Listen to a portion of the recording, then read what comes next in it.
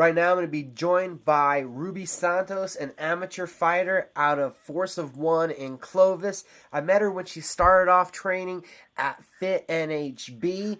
Now with a record of 1-1. We had hoped to see her in action at the Jackson's MMA series, but this is the fight business. How you doing, Ruby? Thank you for the time. Hello, thanks for talking with me. My pleasure. Great to have you on this week. Like I said, we hope to be talking to you about fighting this weekend. So I guess let's get there first. It's the fight game. How are you doing not being able to fight this weekend? It's frustrating. I think any fighter would be disappointed. A week, the week of fight week, you're so pumped and you've been cutting weight and you're just ready to get out there and perform for your team and your fans. And, when the fight falls through, you just kind of have to roll the punches and stay ready for the next one.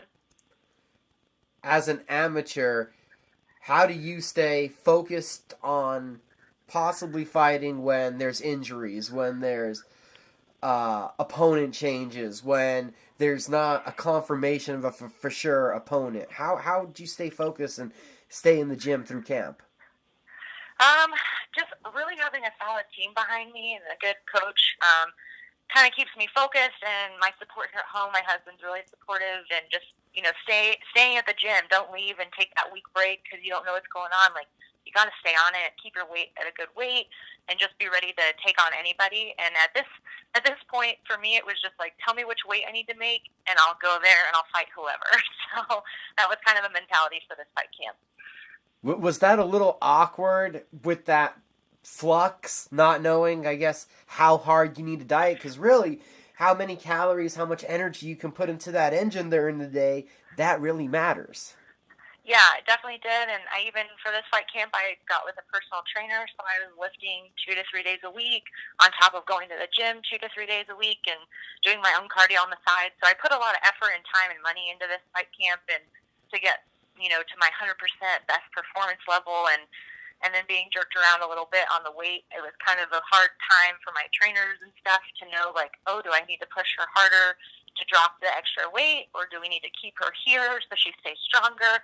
So it was a little bit of like checks and balances, and in the end, I was just like, let's just coast right here, and I'll cut what I need to in water, and go from there. So the flexibility was really important. Credit to you, you don't sound like you really have any sour grapes or though hostility from this situation. No, I think being an amateur, you can't. I mean, I'm making no money off of this, so at this point, it's just the love of the game. I just really enjoy fighting. I enjoy training. Just staying busy and doing something that I have fun doing for me. And I think being an amateur, this is still fun. And I think if like I was to cross over into the pro realm and money was on the line and it was a little more serious, then yeah, maybe I'd have a little more, investment in it. But for right now, I'm just kind of, you gotta, I think it also helps with your mental game. Like, if I was angry right now, then it would just mess me up for my next fight. So I think just staying positive and being ready for the next one is the most important thing I could do. And now, the next one. Are we hoping, expecting the next Jackson's MMA series event that they'll be working on a matchup for you? Yes, so I've been told hopefully the next Jackson series they'll put me on against Tegan Ring again. That was what I've been hearing from their side.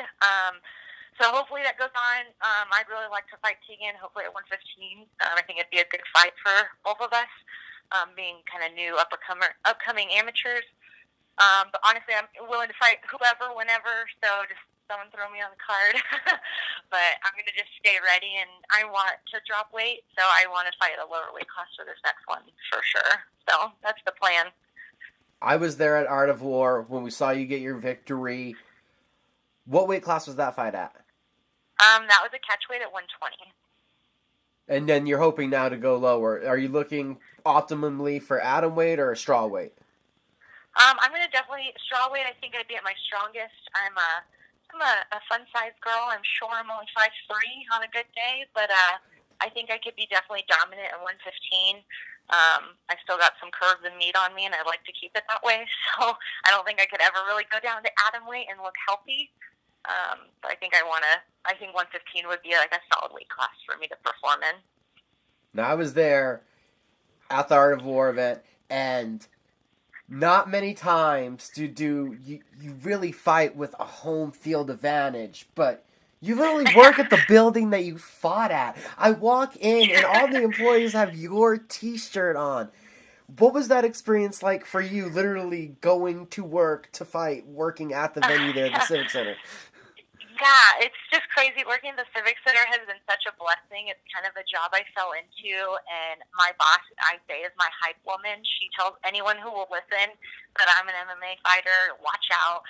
And she just really rallied behind me and was really supportive about me, taking time off to go to the gym and having enough time to focus on myself. And then she just knew a shirt lady, and she was like, I'm getting all the employees T-shirts. And then they had a drink named after me at the bar, and it was just like one thing after another, and just having that support behind me in my hometown feel. It was really nice, especially to get that win after 2 years of just not fighting. And then also there was a video made. I believe there's a videographer following you around specifically. Yes. Yeah, the Air Force Public Affairs Office actually reached out to me a few weeks before my fight, and they were looking for subjects, Air Force or spouses, that did cool, interesting things, and my name got put out there. So they started following me at the gym and training, and got to cover my fight, and so it was kind of like a whole video of, being a military spouse and how to get involved in your community. And so I got featured in that, so it was pretty neat. Dude, that's like wow, that's awesome. That's a big deal right there.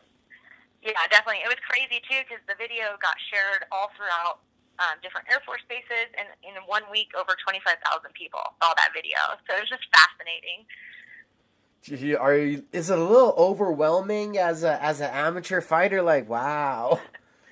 Yeah, it was a lot of pressure because then people start, like, oh, are you going to go pro? And it's like, okay, hold on, buddy. I'm like 1-1 right now. Like, I think a smart amateur doesn't go pro until they have enough fights in their belt and confidence in their coaches and stuff. But yeah, it was just kind of crazy. I had news outlets reaching out to me. I had private people, like especially after the fight. Like I had these little girls coming up to me to take pictures, and I became like this unknowing role model all of a sudden. It's very crazy, and I got recognized in town. Like Clovis is pretty small. There's like 30,000 people here, but I would get recognized at the gas station or at like the base. It was pretty strange, like to be that small town famous kind of feel. I saw you that night.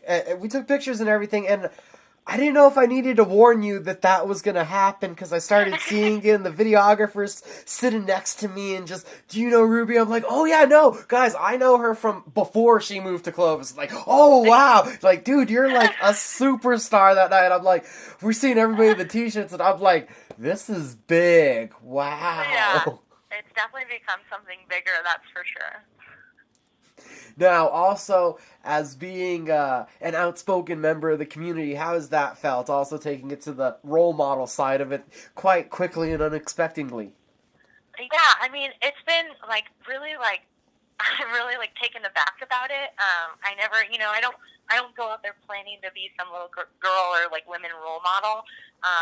It just kind of happened, and I'm proud of it because it's showing people are taking notice to the sport and to someone who, like myself, who just kind of took a risk and literally this all started because my wrestling coach in high school was like, hey, I think you'd be good at this. And so, and that was 10 years ago. So it's just crazy how it all comes around. And, now it's making people inspired and they want to try it or get out in the gym. And it's really heartwarming to me.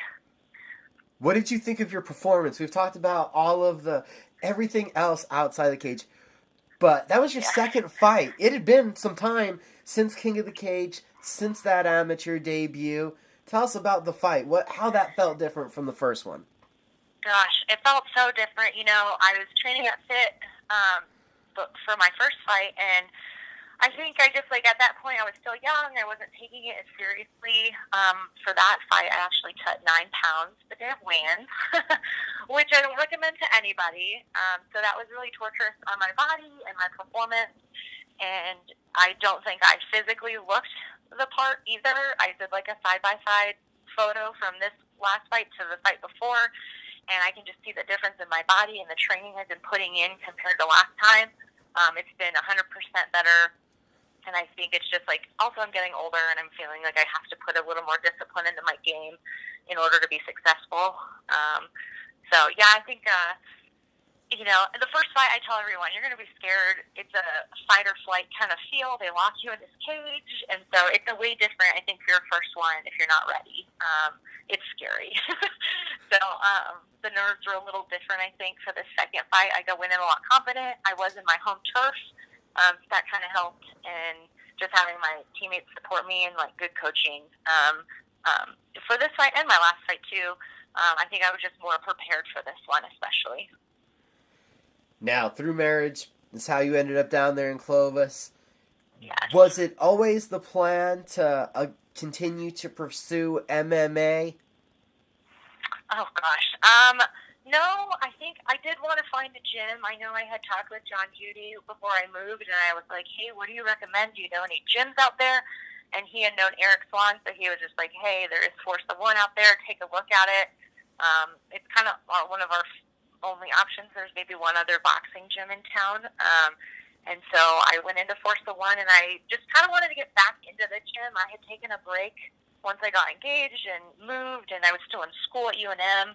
So it was just kind of a crazy transition year, like 2015-16 for me. So I wasn't really training 100%. So I wanted to definitely get back to it. I just loved the workout, too, on top of it. It was just something I really enjoyed, and I could see a difference in my body and my strength. So finding Force of One was definitely a good thing for the move and having a new, life, being married and being in this new town. And what has the training been like? With Force of One, it's kind of, when I first started going, it was more of like, hey guys, we're going to spar today. And I was like, I don't want to spar today. It's Tuesday. Like, I was so used to a very strict structure at Fit, and I will compliment them on that. I will say they were a really good team on, keeping an organized practice and keeping that structure for the team. And so coming out here, that felt a little different for me, where it's more of like the teammates are running the practice. But now I think in the last year, I think Eric has really organized it to where, they take the new people aside so they're not thrown to the wolves when we start training. And now it's a more disciplined, structure. And then it's really nice because he does encourage people who do have, collegiate wrestling background and other type of backgrounds in, jiu-jitsu and whatnot. They actually get to run the classes. So we kind of learn from each other. And so it's kind of nice, you have a lot more respect for people when you're like, hey, I know you're grinding with me, so let's learn something new. And so it's kind of a different way to, teach a class, but I really like it, and I think I've learned a lot from it. Now, even though you can't be part of the card, there is a huge Force of One influence. So tell us what you've seen at the gym.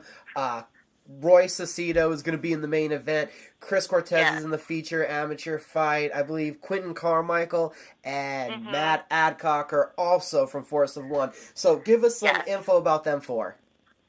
Well, those guys are solid. They're always in the gym. They're always grinding. They're really dedicated to the sport, and for being, amateurs and whatnot, they just are so focused. And I think they're going to put on a show. And my money's on Chris Cortez for sure, 100%.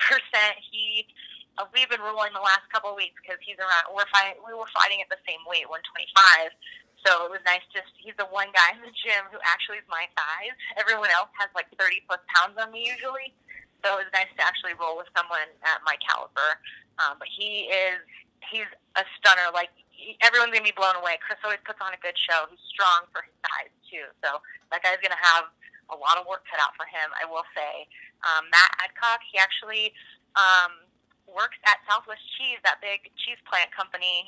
He's a contract worker out there. So he has been really cool, not from Clovis, but he still comes to the gym and supports everybody. And he's a collegiate wrestler, so having that experience will definitely help him in this fight. And then Quentin is long and gangly, and he definitely will be doing some cool jiu-jitsu moves, I imagine. So I think it'll be a good show. And then Roy, he just dropped a lot of weight, and he's going to be a strong dude. So he's definitely going to sit someone down, I think. And I support my team 100%, so I'm still going to be there screaming my head off. And so I'll probably lose my voice. Awesome. And then hopefully Jackson's MMA Series 24 will get to see you in action.